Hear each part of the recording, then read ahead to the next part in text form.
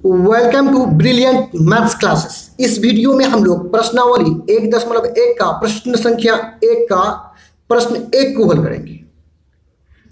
प्रश्न ये है कि निम्नलिखित संख्याओं का एचसीएफ ज्ञात करने के लिए यूक्लिड विभाजन एल्गोरिथ्म का प्रयोग कीजिए।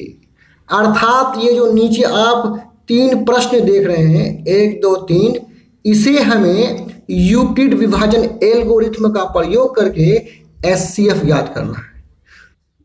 1 नंबर का जो रोमन में 1 है 135 और 225 का हम लोग एचसीएफ ज्ञात कर लेते हैं। तो हम लोग यहाँ पे 1 नंबर है, क्योंकि 1 नंबर है तो यहाँ पे रोमन में 1 लिख करके हल करेंगे। अब यहाँ पे हम देख पा रहे हैं कि 135 और 225 दोनों संख्या में बड़ी संख्या 225 है, तो हम इसे इस प्रकार लिख देंगे। यहाँ पे 135 225, अर्थात ये जो चिन्ह देख रहे हैं इस चिन्ह का मुंह हमेशा बड़ी संख्या की तरफ होगा। तो आइए छोटी संख्या 135 से हम बड़ी संख्या 225 को भाग लगा लेते हैं। तो 135 यहाँ पे बन जाएगा भाजक और 225 बन जाएगा यहाँ पे भाज्य बन जाएगा। इसको भाग लगा लेते हैं। कितना मर्तबा? ये 1 मर्तबा से चलेगा 135, 5 से 5 गया 0, 1 लिए उधार, 12 में से 3 गया बचा 9, 1 से 1 गया 0, या क्रॉस भी लिख सकते हैं या अंत में आप कुछ भी नहीं लिखिएगा तो भी कोई दिक्कत नहीं। अब हम क्या करेंगे, इस शेष फल को भाजक बना लेंगे और इससे पहले वाला जो भाजक 135 है उसको यहाँ उतार करके भाज्य बना लेंगे और एक दूसरा विभाजन की प्रक्रिया तैयार हो जाएगा। यहाँ पे चलिए कितना मर्तबा से चलेगा, हम चला लेते हैं 1 मर्तबा से, 90 होगा। 5 से 0 गया 5, 13 में से 9 गया 45। अब फिर देखिए शेषफल जो है भाजक से छोटा है और नहीं चलने वाला है, तो हम इस शेषफल को बना लेंगे क्या, भाजक बना लेंगे और इस भाजक को यहाँ उतार करके भाज्य बना लेते हैं।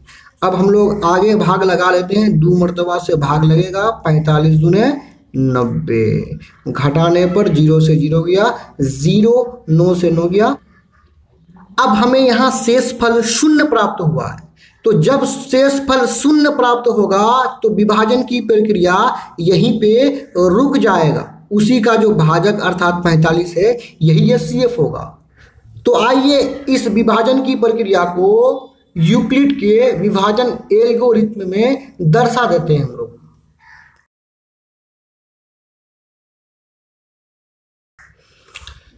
तो यहाँ पे हम लोग लिख लिए यूक्लिड विभाजन एल्गोरिथ्म से। यूक्लिड का विभाजन एल्गोरिथ्म है a बराबर बी क्यू प्लस आर।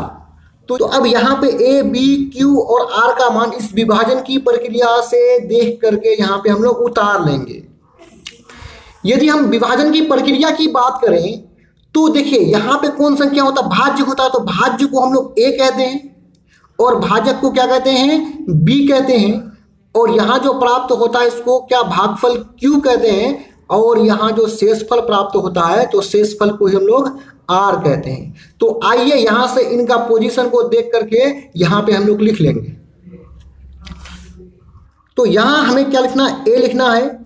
तो ये पहली जो विभाजन की प्रक्रिया है जहाँ शेषफल हमें कितना 90 प्राप्त हुआ है, तो इस विभाजन की प्रक्रिया में a देखिए कहाँ पे होता है, a दोनों लकीर के बीच में होता है, अर्थात 225 a हो जाएगा। तो a के नीचे हम लोग लिख देंगे 225, बराबर है, बराबर लगा देंगे।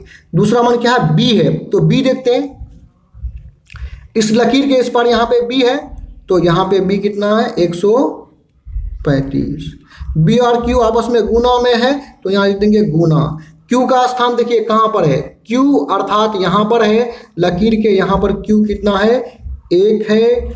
और यहाँ घटाने पर शेषफल प्राप्त होता है, तो यहाँ घटाने पर 90 हमें शेषफल प्राप्त हुआ है, तो प्लस आर का मान कितना है 90 है, यहाँ हम लोग लिख लेंगे। अब देखिए ये विभाजन की प्रक्रिया तो पूरा कर लिए हम लोग। अब आते हैं इस विभाजन की प्रक्रिया में। ऊपर वाला विभाजन की प्रक्रिया 90 शेषफल था, अब इस विभाजन की प्रक्रिया में 90 हो जाएगा कितना, भाजक हो जाएगा b हो जाएगा। तो आइए इस विभाजन प्रक्रिया से हम लोग a, b और q तथा r का मान को यहाँ पे लिख लेते हैं। तो देखिए a का स्थान कहाँ है, बीच में है, तो a है तो हम लोग a लिख लेते हैं। यहाँ पर a बराबर कितना है 135 बराबर है, बराबर लगा दिए। उसके बाद b का स्थान है, b होता है इस पार होता है 90 है यहाँ पे। उसके बाद गुना q का मान, q लकीर के इस पार 1 है, प्लस लिख दिए। r का मान देखते हैं इस विभाजन की प्रक्रिया में, घटा करके यहाँ शेषफल r प्राप्त हुआ है कहाँ पर 45, यहाँ पे लिख लिए। अब आते हैं हम लोग अंतिम वाला विभाजन की प्रक्रिया जो यहाँ पे आप देख रहे हैं। तो देखिए इस विभाजन की प्रक्रिया में 45 आर था, शेषफल था। अब इस विभाजन की प्रक्रिया की बात करें तो ये 45 बी बन गया है, देखिए बी बन गया है। और यहाँ पे ए क्या है 90 है, तो पहला क्या मान ए है, तो यहाँ पे ए हम लोग लिख लेंगे 90 बराबर इस विभाजन प्रक्रिया के लिए ये बी है और ये क्यू है। तो बी है तो बी 45 गुना क्यू कितना आपका 2 है, तो 2 लिख दिए, प्लस है प्लस लिखेंगे। आर का मान देखते हैं, शेषफल कितना हुआ है 0 प्राप्त हुआ है। तो यहाँ पे हमें शेषफल 0 प्राप्त हुआ है, तो हम लोग लिख लेंगे क्योंकि आर यानी शेषफल इक्वल टू 0, इसलिए HCF हो जाएगा उसी विभाजन प्रक्रिया के बी का मान। तो देखिए यहाँ फॉर्मूला में देखिए बराबर के बाद भी आया है, तो इस विभाजन की प्रक्रिया में शेषफल 0 यहाँ पे है, तो बराबर के बाद क्या है 45 है, और बराबर के बाद क्या होता है b होता है, तो वही b 45 हो जाएगा HCF। यहाँ भी देखने पर हमें प्राप्त होता है कि शेषफल यहाँ 0 प्राप्त हुआ है, और इसी के b के मान को अर्थात भाजक को ही हम लोग क्या कहेंगे HCF कहेंगे। इस प्रकार हमें इस तरह का और भी वीडियोस को देखने के लिए आप हमारे चैनल के प्लेलिस्ट में जाकर के देख सकते हैं। धन्यवाद।